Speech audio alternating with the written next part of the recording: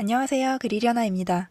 27기가 거의 막바지로 가고 있고 솔로나라 기준으로는 최종 선택을 하루 앞두고 있는 시점입니다. 보통 이 정도 시점이면 직진했던 사람들은 포기를 하거나 쐐기를 받고 애매하거나 복잡했던 관계들도 하나둘 정리가 되어가는 시점이죠. 그러니까 이 사람이냐 저 사람이냐 라기보다는 이 상대를 선택할 것인가 말 것인가 이런 마음의 정리는 슈퍼데이트권을 기점으로 어느 정도 확립이 됐던 것 같아요. 근데 지금의 27기는 마치 초중반부에 갈팡질팡하는 혼란스러운 시점을 보는 것 같습니다. 이번 회차에선 최종 선택 전 아마도 마지막 선택이었지 않나 싶은데 여자들의 선택이 있었고요. 정숙의 선택을 받지 못한 영철의 신경질적인 태도, 그리고 정숙이 악플을 받을 것 같다라는 발언이 이슈가 됐죠. 그리고 그와 대비되는 광수의 언행, 정숙을 전혀 원망하지 않는다는 인터뷰까지 덧붙여지면서 둘이 확연하게 비교가 되는 부분이 있었어요. 오늘은 여기에 대한 제 생각을 이야기해보려고 합니다. 제가 정숙에 대한 리뷰를 할 때 정숙의 성격이나 살아온 환경, 장난치는 스타일 같은 걸 봤을 때 나름대로 이해가 가는 부분이 있고 여러 가지 장점도 많다고 이야기를 했었죠. 그리고 어렵겠다는 슈퍼데이트권을 오히려 마음속 지분이 덜한 영철과 광수에게 쓴 부분도 어느 정도 일리가 있다고 생각을 했었습니다. 왜냐면 정숙은 계속 마음속 1순위이던 상철에게 무언의 거절을 당했고 나에게 호감을 보이면서도 계속 장거리는 불가능하다고 시종일관 말하는 영수를 선택하기에는 명분이 부족했거든요. 내가 숨차게 달렸다는 그 데이트권을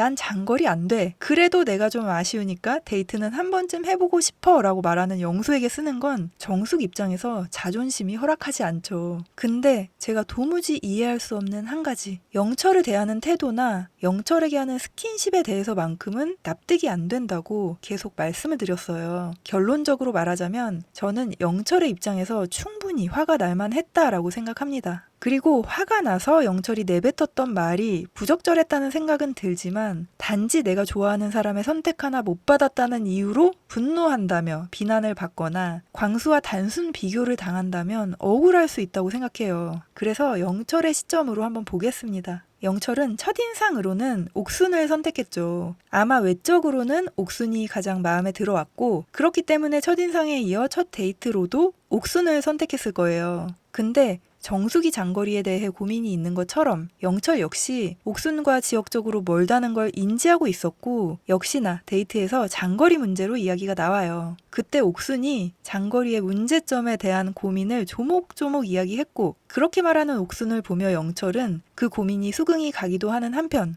아, 옥순이 나에 대해 마음이 없구나 느꼈을 것 같아요. 그래서 데이트 이후 한 인터뷰에서 영철은 옥순과 나눈 데이트 중 긍정적인 내용이 하나도 없었다고 이야기를 합니다. 그렇게 옥순을 지운 영철은 정숙을 불러내 대화하게 됐고 지역적으로도 가깝고 친근하게 대화도 잘 풀어가는 정숙에게 호감을 느끼게 되죠. 같은 날 광수는 정숙을 선택했지만 첫 데이트에서부터 정숙에게 우회적인 거절의 메시지를 받아요. 그래서 광수는 이때부터 막연하게나마 정숙의 마음에 내가 있지 않다고 느꼈고 그럼에도 불구하고 내 감정에 최선을 다해야겠다 생각을 했죠. 그 다음날 아침부터 영철은 정숙을 불러내 산책을 하는데 정숙이 이렇게 산책도 하니 좋다고 해주고 영철이 그럼 아침마다 이렇게 볼까? 하니까 그러자며 긍정적인 반응을 하기도 해요. 물론 정숙은 거절하기가 애매하니 둘러댄 거였겠지만 함께 산책한 후에는 정숙이 영철 목에 뭉쳐있던 선크림을 펴발라주고 손가락에 묻은 건 본인 손에 바르기까지 하죠. 스킨십의 허용 기준이 사람마다 다르겠지만 제 기준에서 이건 연인 아니면 하기 힘든 행동이라고 생각했거든요. 더구나 엊그제 처음 만난 사이라면 더더욱. 그래서 전 영철이 자기에게 이런 스킨십을 여과 없이 하는 정숙 역시 본인에게 어느 정도 마음이 있다고 느꼈을 것 같아요. 최소한 내가 싫지는 않구나. 그런 마음이 드는 것이 전혀 과하지 않다고 생각합니다. 그날 아침 광수도 정숙을 불러냈고 정숙은 광수에게는 다시 한번 선을 긋습니다. 정숙이 말하길 나는 사실 처음부터 쭉 상철이었고 상철이 나에게 거리를 두는 것 같아서 지금 마음이 혼란스럽다. 그러니 광수 너도 다른 사람들하고 얘기를 좀 해보는 게 어때? 이런 걸 보면 정숙이 그저 다수의 선택을 받아내려는 전략은 아니라는 겁니다. 그날 저녁 술자리부터 영철은 본격적으로 정숙에게 표현을 하게 됩니다. 그리고 영철이 고기를 굽거나 요리를 할 때 정숙이 적극적으로 가서 도와줘요. 그게 영철이 아닌 다른 사람이었어도 적극적인 정숙은 도와줬을지도 모를 일이지만 영철 입장에서 생각하면 정숙이 나랑 했던 산책을 좋아한 데다가 나중을 기약하기도 했고 은밀한 스킨십도 오갔으며 내가 요리할 때도 괜히 옆에 와서 맛도 본다 하고 도와주기도 하고 그런 거죠. 그렇게 술자리를 갔다가 7시간 전 마음 선택을 하게 되는데 그때 정숙이 마음에 있어 하던 상철은 옥순을 선택했고 라이벌이 될 만한 영수는 오늘 하루 종일 영자 이쁘다고 하더니 영자를 선택했단 말이죠. 그래서 영철과 광수가 정숙을 선택해 2대1 데이트를 하게 됐는데 대화를 하면서 보니 정숙이 광수에게 계속 거절의 메시지를 주고 있는 겁니다. 직업적이든 뭐든 너무 차이가 나면 부담스럽다. 그래서 친구 같은 분이 좋다. 정숙이 이런 식으로 말을 해요. 광수는 3번째 거절을 당한 셈이에요. 그럼 영철이 볼 때 상철과 영수는 자발적으로 제외가 됐고 광수랑 내가 정숙을 좋아하는 상황인데 정숙이 내 앞에서 보란듯이 광수를 밀쳐낸 거죠. 그날 밤 깊은 새벽까지 영철은 정숙과 단둘이 대화를 하게 됩니다. 동상이몽으로 정숙은 테이블에 놓여진 폰을 찾으러 올 상철을 기다리는 마음이 컸을 테지만요. 정숙은 이때 머릿속에 나에 대한 마음이 어떤지 확실한 의사표현을 하지 않고 애매한 태도를 취하는 상철, 그리고 새롭게 마음을 확인하고는 살짝 호기심과 설렘이 느껴지는 영수, 이 사람들이 나를 선택하지 않았다는 생각으로 가득했을 거예요. 근데 정숙의 속을 모르는 영철은 다들 자러 갔는데 끝까지 내 곁을 지키고 있는 정숙을 보며 역시 정숙도 나를 알아볼 마음이 있는 거네 생각을 했겠죠. 자리도 마주보고 앉은 것도 아니고 거의 붙어있다시피 했고 심지어 어깨에 살짝 쿵 기대는 정숙을 보면서 됐다 싶었을 거예요. 이날 영철은 정숙에게 고백을 했고 정숙은 영철에게 이렇게 말을 합니다. 내가 좋은 사람 그리고 나를 좋다고 하는 사람 사이에서 혼란스럽다. 그럼 영철이 듣기에 정숙이 지금 상철과 나 사이에서 혼란스러운가 보다 생각할 수 있죠. 이 긴 밤이 지나고 다음날 아침에도 어제 제일 늦게까지 놀았다며 둘이 함께 설거지를 합니다. 비좁은 개수대에서 같이 설거지를 하며 이야기도 도란도란 나누고 영철은 설레던 어젯밤의 여운을 이어갔을 거예요. 그렇게 그날 여자의 선택이 있었고 영철은 내심 정숙이 오길 기대했겠지만 정숙의 선택은 상철이었죠. 다른 사람들과 달리 영철의 뒷모습을 본 정숙은 어떻게 이러면서 굉장히 미안해해요. 근데 이때만 해도 영철은 아쉬워하긴 했지만 나 혼자 김칫국 마셨다며 한탄하고 자책할 뿐이었어요. 왜냐면 상철을 선택한 건 납득이 되거든요. 상철과 나 사이에서 혼란스러워했다고 생각을 했을 테니까. 근데 이날 드디어 상철이 옥순 쪽으로 마음을 정했었고 모두 데이트를 마치고 돌아왔을 때는 아마도 상철이 옥순 쪽으로 노선을 틀었다는 사실을 모두가 알게 된 것 같아요. 저는 영철이 흑화하는데 일부 영식의 영향도 있다고 생각을 하는데요. 시무룩해 있는 영철에게 영식이 이렇게 말하거든요. 1대1로 데이트 나가면 분명히 잘할 것 같다. 지금 영수, 광수, 너 이렇게 3명인데 이 3명이라면 나 너 충분히 승산 있다고 본다. 밀어붙여! 용기를 마구 불어넣어 줍니다.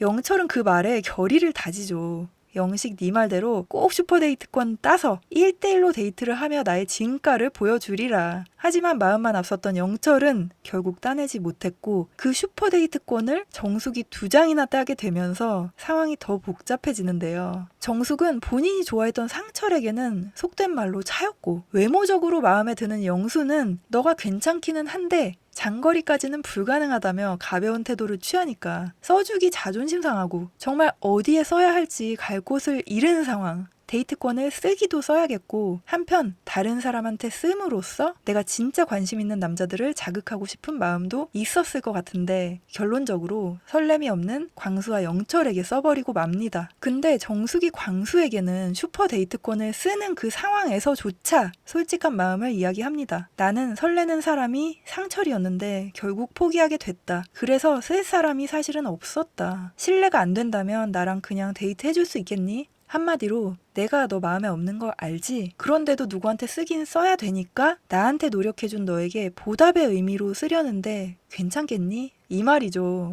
데이트 신청을 하는 와중에도 다시 한번 거절을 한 셈이에요. 하지만 정숙은 영철에겐 그러지 않았어요. 광수에게는 오해가 없도록, 실망하지 않도록, 혹시나 기대하지 않도록 이 데이트권이 아무 의미 없음을 미리 고지했지만 영철에게는 전혀 하지 않았죠. 그러니 영철이 볼 땐 정숙이 오늘 나를 선택하지 않아 야속하기는 한데 그래 상철은 첫인상 선택도 했었고 한 번은 알아봐야 했겠지. 분명 어젯밤에 내가 좋아하는 사람과 나를 좋아하는 사람 사이 혼란스럽다고 했는데 상철과의 관계는 이렇게 정리가 된 것 같고 영수는 뭐 어제부터 영자인 것 같고 광수는 분명 내 앞에서 거절당하는 걸 봤는데 광수한테 쓴 거면 정말 나 외에는 쓸 사람이 없었던 거구나. 영식이 1대2 데이트에서 내가 노력만 하면 충분히 승산 있다고 했는데 정말 해볼만 하겠다. 그렇게 데이트를 나가게 된 거죠. 영철이 데이트를 나가기 전에 사람들 먹으라고 볶음밥을 해주더라고요. 이번 기수 사람들이 요리를 거의 안 하던데 그나마 요리 지분이 영철이 가장 높은 것 같아요. 그때 순자가 영양가 1도 없는 조언을 해주는데 정숙의 설렘 포인트가 뚝딱거리는 거라고 하더라. 반은 맞고 반은 틀린 거죠. 누가 내 앞에서 뚝딱거리느냐에 따라 다른 거니까요. 결국 영철과 정숙의 데이트가 시작이 됐는데 정숙은 너가 부탁을 하지 않았다 해도 나는 너에게 썼을 것이다 말을 합니다. 나한테 당당하게 요구하는 그 모습이 멋있어 보이더라. 그리고 영철님 처음엔 좀 능글능글 말도 잘하고 그랬는데 어느 순간 뚝딱거리더라. 이때 영철 머릿속에 이 뚝딱이라는 단어가 꽂히지 않았겠어요? 데이트 직전 순자가 말했던 정숙의 설렘 포인트, 공교롭게도 그 키워드를 정숙이 말해버린 거죠. 그러니까 바로 영철이 남자로 느껴진 거냐고 물어요. 정숙은 멋쩍게 웃으며 왜인지는 모르겠지만 난 그렇게 느껴졌다. 다르게 보이더라. 영철 입장에서는 충분히 내가 처음엔 아니었지만 나의 뚝딱임마저 어느 순간부터 다르게 느껴졌고 남자로 보이기 시작했구나 착각할 수 있죠. 그렇기 때문에 그렇게 봐줘서 고맙다고 말을 한 거고 좋게 바뀌었다는 말이냐고 다시 물었는데도 정숙이 맞다고 대답까지 했으니 아 내가 생각한 게 맞구나 확신해버리는 거죠. 정숙의 마음을 확인했다고 생각한 영철은 그때부터 연휴에 포항 가겠다며 날짜 잡고 결혼식 얘기까지 해버리게 되는데 정숙은 계속 긍정하거나 웃어넘겨요. 우리가 볼 땐 전지적 시점에서 정숙의 복잡한 서사도 알고 인터뷰도 봤으니 객관적인 시선에서 냉철하게 판단할 수 있지만 영철은 그렇지 않은 데다가 대단히 눈치가 빠른 편도 아닌 것 같거든요. 제 뇌피셜을 굴려보자면 정숙 입장에서 영철이 착각했다는 걸 알지만 수습하고 싶지만 본인이 했던 행동들을 돌아봤을 때 충분히 영철이 착각을 일으킬 만한 행동을 본인이 했다는 것 또한 알기 때문에 거절을 못했을 것 같아요. 영철에게는 한 번도 광수에게처럼 거절의 뉘앙스를 주지 않았고 광수에게와 달리 의도된 스킨십을 했고 슈퍼 데이트권까지 쓴 이상 이제 와서 난 너가 아니다 라고 말할 타이밍을 놓쳤다고 해야 할까? 어쩌면 정숙은 영철에게 광수와는 달리 어느 정도는 남자로서 가능성을 열어뒀었고 지역적으로도 장벽이 없기 때문에 이 사람에게 설렜으면 좋겠다 하는 심정으로 슈퍼 데이트권을 썼을지도 모르겠어요. 설렘의 씨앗 정도는 있었는데 도저히 그게 자라지 못했을 가능성. 근데 문제는 데이트가 끝나고 돌아오는 차 안에서는 분명 마음속에서 결론이 났을 텐데 영철이 어떤 마음인지 뻔히 알면서도 애매한 태도를 취했다는 것. 왜 차에 탔을 때 중간에 있는 콘솔에 팔을 걸쳐서 영철 팔에 닿을 듯 말 듯하게 하는지, 왜 몸도 불편하게 운전석 쪽으로 치우친 채 손가락을 꼼지락꼼지락 하는지. 제가 개인적으로 이 행동이 불편했던 이유가 있어요. 저도 과거에 조수석에서 콘솔에 팔 걸치고 손가락 꼼지락거리는 이거 해본 적 있는데요. 저의 경우에는 너 내 손 안 잡고는 못 빼길 거다 하는 흑심이 있는 거였거든요. 제가 그렇게 음용해서인지는 몰라도 좋아하는 마음이 없는 영철에게 하는 그 행동이 정말 이해가 안 되는 겁니다. 영철이 우리 이렇게 도망가 버릴까? 했을 때조차 왜 그저 웃어넘기며 거절의 메시지를 주지 않은 건지 이해하려고 해도 도무지 이해할 수가 없다는 거죠. 그렇게 데이트를 잘 마치고 돌아왔을 때 다들 공용거실에 모여서 데이트 후기를 나눠요. 이때 영자는 영수랑 이쁘게 찍은 사진도 보여주고 영수도 데이트다운 데이트를 했다며 엄청 좋았다고 얘기해요. 영수가 그때 여럿이 있지만 영자랑 연결된 것 같은 느낌을 받았다고 했던 것처럼 아마 영철도 그랬을 거예요. 아, 영수는 영자랑 잘 돼가는구나. 나랑 정숙이처럼. 상철이는 뭐 어제부터 옥순이랑 잘 돼가는 것 같고 내 룸메이트 영식도 순자랑은 잘 안 됐지만 현숙이랑 잘 알아보고 있고 다들 이제 내일 최종 선택만 잘하면 되겠구나. 근데 웬걸? 그런 줄 알았는데 정숙이 난데없이 영수를 선택한 겁니다.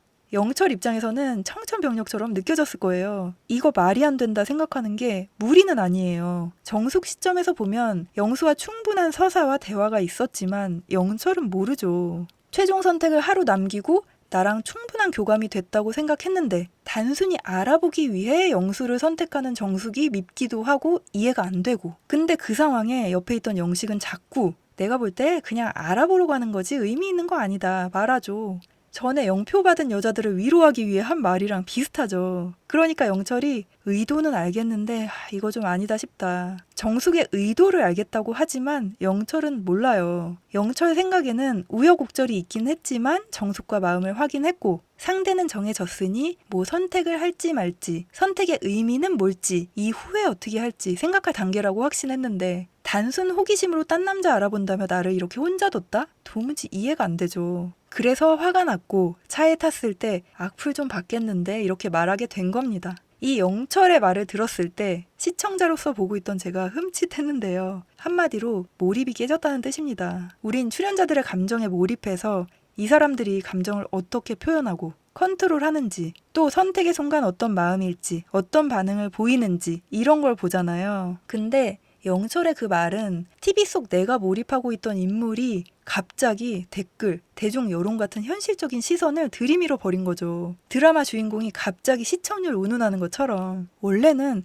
영철이 속상하겠네, 혹은 감정 컨트롤 잘 안 되네, 이렇게 오직 개인 감정에 이입을 해야 하는데 그 장본인이 갑자기 본인을 선택 안 한 정숙을 대중의 심판대에 올려버린다? 만약 화가 났더라도 내가 이런 기분이 든다, 이해는 되는데 마음이 힘들다 정도로 했다면 시청자들은 오히려 영철의 상처에 공감이 됐을 텐데, 너 나한테 이랬으니까 사람들한테 욕 좀 먹을 거야, 욕 먹어야 되는 거 맞지? 이런 식으로 선동하려고 하니까 몰입은 깨지고 영철에게 부정적인 이미지만이 남은 것 같습니다. 근데 여기서 영식이 또 동조를 해버려요. 나도 그렇게 생각한다. 정숙이 잘못 선택한 거다. 근데 정숙의 선택을 받은 영수가 앞에서 다 듣고 있잖아요. 영철을 위로하려는 마음은 알겠는데 영수에 대한 배려가 좀 부족하지 않았나. 영식이 이런 식의 실수가 좀 잦은 것 같더라고요. 누군가를 위하려고 한 말이 누군가에게는 상처를 주는 상황. 그렇게 영식의 동조를 받은 영철이 한술 더 떠서 영자랑 나를 바보 만들었다, 감당되겠냐, 이렇게 점점 분노가 커져요.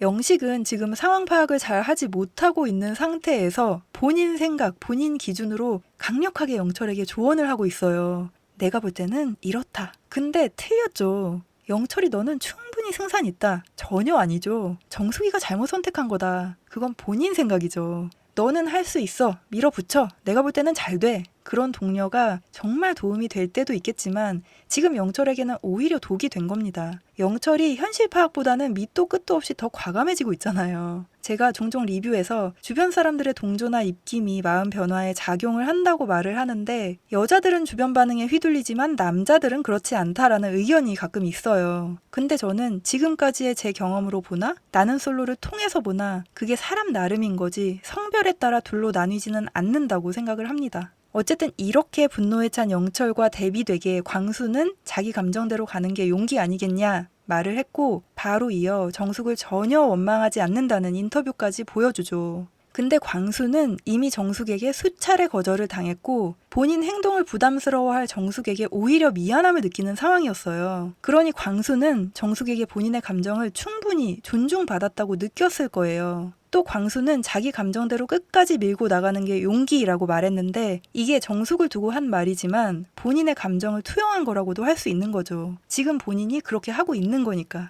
이 당시에 두 사람의 반응이 달랐다고 해서 인성을 논할 수는 없다는 생각인 겁니다. 광수와 영철은 정숙을 좋아했다는 공통점 말고는 처한 상황이 전혀 달라요. 실험을 할 때도 다른 모든 조건을 철저히 동일하게 유지하고 오직 한 가지만 다르게 해서 그 결과 차이를 비교하잖아요. 영철이 분노를 유발하게 만드는 데 있어 가장 중요한 요소인 정숙의 태도가 완전히 달랐고 객관적으로 상황 파악을 할 수 있는 조건도 달랐어요. 광수는 정숙이 마음에 들어하는 영수, 상철과 근접하게 있으면서 나름대로 현실적인 상황 판단을 할 수 있었거든요. 근데 영철은 룸메이트인 영식과 둘이서만 거의 정보 교류를 하는 상태라 아마도 상황 판단이 제대로 되지 않았을 거예요. 근데 광수와 영철이 이번에 보인 태도만 놓고 광수는 이렇게 대처했는데 영철은 왜 저래? 라며 두 사람의 인성을 재단하는 건 영철에게 너무 가혹하지 않나 생각하는 겁니다. 물론 저도 광수가 감정 컨트롤도 잘하고 인품이 정말 훌륭하다고 생각해요. 어떻게 저렇게 감정이 힘든 상황에서도 배려 넘치고 품이 있을까 생각하거든요. 근데 광수의 훌륭한 인성은 인성이고 내가 영철의 입장이 됐다고 가정하면 제 인품이 훌륭하지 못해서인지는 몰라도 표정 관리가 가능할까? 화내지 않을 수 있는가? 생각하면 장담할 수 없거든요. 악플 발언은 별로인 게 맞긴 하지만요. 이렇게 영철의 입장에서 바라본 제 생각을 이야기해봤는데 여러분들 생각은 어떠신가요? 이번에도 의견이 나뉠 것 같아 여러분들 생각이 더더욱 궁금합니다. 그럼 오늘도 끝까지 들어주셔서 감사합니다.